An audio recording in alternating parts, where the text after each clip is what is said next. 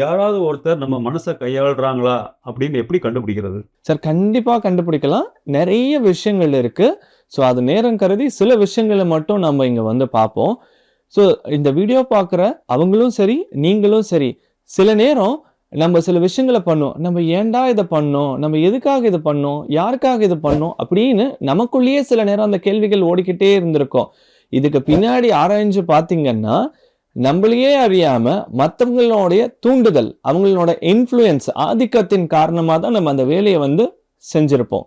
So அது ஒண்ணா என்னங்கிறத இப்ப பார்ப்போம். 1 கில்ட் ட்ராப்பிங் அப்படின்னு சொல்லுவாங்க. உங்கள அவங்க ஒரு குற்ற உணர்ச்சிக்கு தள்ளி, அதன் மூலியமா அவங்களுக்கு என்ன தேவையோ அத உங்கள வச்சு செய்ய வச்சுக்கிறது. நம்மளால தானே இப்படி ஆயிடுச்சு. நம்மளால தானே அவங்களால படிக்க முடியாம போச்சு. இன்னைக்கு வரக்கூடிய முக்கால்வாசி கேசஸ் நான் பார்த்திருக்கேன். அது பொண்ணா இருக்கட்டும், ஆணா இருக்கட்டும். என்னால தான் அவங்க அப்படி ஆயிட்டாங்க. என்னால தான் அவங்களுக்கு சந்தோஷம் இல்ல. என்னால தான் அவங்களுக்கு நிம்மதி இல்ல. அதுக்காக அவங்களுக்காக நான் என்ன வேணாலும் பண்றதுக்கு ரெடியா இருக்கேன். நான் எவ்வளோ பெரிய தியாகத்தையும் பண்றதுக்கு ரெடியா இருக்கேன். அப்படின்ற ரேஞ்சுக்கெல்லாம் பேசுவாங்க. அவங்களெல்லாம் பார்க்கும்போது எனக்கு ரொம்ப சிரிப்பா தான் இருக்கும். என்ன பண்றதுங்க? ரைட். ஸோ அப்போ உங்கள ஒரு குற்ற உணர்ச்சிக்கு தள்ளும் பொழுது, அப்போ நீங்க அத சரி கட்டணும், இல்ல அதிலிருந்து மீண்டு வரணும் அப்படிங்கிறதுக்காக அவங்க சொல்லக்கூடிய விஷயங்கள்லாம் நீங்க செஞ்சிருவீங்க. அதுவும் உங்க மேலேயே தப்பு இல்லைன்னா கூட அந்த குற்ற உணர்ச்சிக்கு தள்ளினாங்க இல்லையா, அதை நீங்க நம்பி அதுக்காகவே அந்த வேலையை வந்து செய்வீங்க. அடுத்தது கேஸ் லைட்டிங். இது வந்து 2K கிட்ஸஸ்க்கு தெரியும்.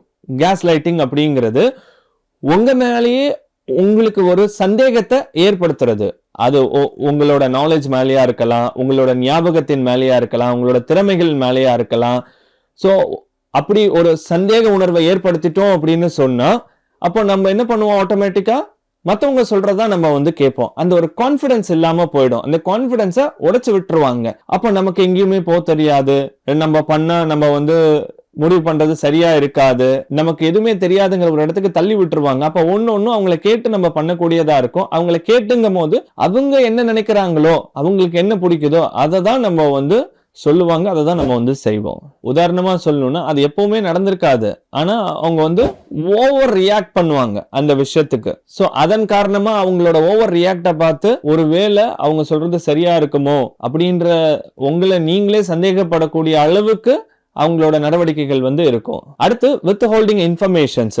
ஒரு தகவல்களை உங்ககிட்ட முழுமையா சொல்லாம அறகுறையா அந்த விஷயங்களை சொல்லும் பொழுது உங்களுக்கு ஒரு கிளாரிட்டி இருக்காது, ஒரு தெளிவு இருக்காது.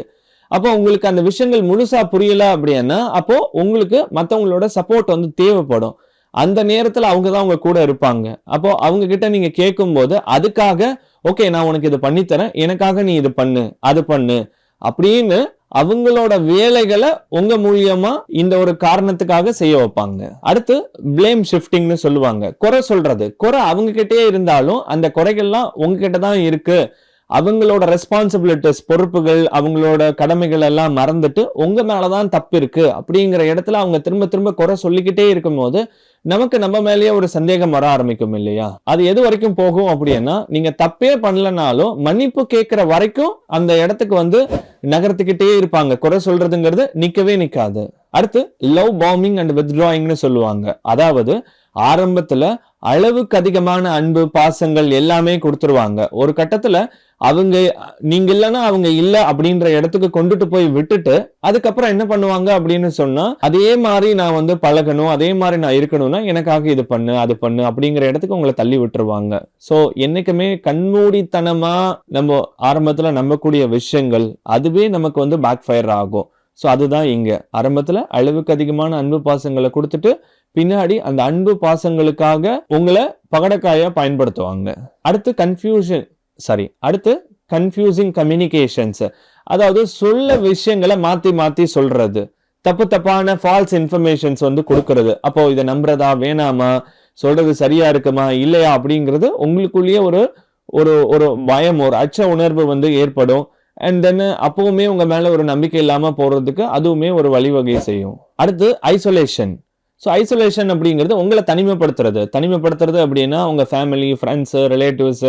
ஸோ அவங்க முன்னாடி எல்லாம் நீங்க வந்து வேற மாதிரியான உங்களை ப்ரொஜெக்ட் பண்ணி அவங்க கிட்ட இருந்து உங்களை தனிமைப்படுத்த வைக்கிறது. அவங்களோட நோக்கமே அதுதான். நீங்க தனியா இருக்கீங்க அப்படின்னு சொன்னா சரி, நான் நிறைய கேசஸ் பார்த்துருக்கேன். நீங்க அப்பா அம்மா முக்கியம் இல்ல, ஃபேமிலி முக்கியம் இல்ல, ஃப்ரெண்ட்ஸ் முக்கியம் இல்ல, நான் மட்டும்தான் முக்கியம் அப்படிங்கிற இடத்துல ஒரு நம்பிக்கையை கொடுத்து அவங்கள எல்லாத்துக்கிட்டையும் இருந்து நீ யார் கூடயும் பேசக்கூடாது, டைம் ஸ்பெண்ட் பண்ணக்கூடாதுன்னு தனிமைப்படுத்தி விட்டுருவாங்க. அதுக்கப்புறம் இவங்களோட நேரம், இவங்க மட்டும்தான் அவங்களுக்கான சந்தோஷம், நான் இருந்தாதான் உனக்கு சந்தோஷம் அப்படிங்கிறத நம்ப வைப்பாங்க. சோ அதுக்காக நான் எதிர்பார்க்கிற விஷயங்கள் எல்லாமே நீ வந்து பண்ணணுங்கிற இடத்துக்கு தள்ளி விட்டுருவாங்க. அது பெரிய ரிஸ்க்ல போய் முடியும். உங்கள நிறைய பேருக்கு மனசு சம்பந்தமான கேள்விகள், சந்தேகங்கள் இருக்கலாம். உங்க சார்பா சார் இங்க வந்து தொடர்ச்சியா கேள்விகள் கேட்டுக்கிட்டே இருப்பாரு. அதுக்கான விளக்கங்களும் நான் கொடுத்துக்கிட்டே இருப்பேன். அடுத்த வீடியோல நீங்க பல நாளா கேட்கணும்னு நினைச்ச கேள்வியா கூட இருக்கலாம். அதனால தொடர்ந்து இந்த யூடியூப் சேனல்ல பாருங்க. உங்க மனசு சம்பந்தமான சந்தேகங்கள், கேள்விகளை தெளிவுபற்று மன நிம்மதியோட சந்தோஷமா இருங்க. அதுக்கு முன்னாடி ஹர்ஷா மைண்ட் கேர் அப்படிங்கிற இந்த யூடியூப் சேனலை சப்ஸ்கிரைப் பண்ணிக்கோங்க. அப்பதான் நீங்க தெரிஞ்சுக்கணும்னு நினைச்ச கேள்விகள் வந்தா கூட உங்களுக்கு நோட்டிபிகேஷன்ஸ் வரும். அதை ஃபுல்லா கேட்டு நீங்க தெளிவு பெற முடியும்.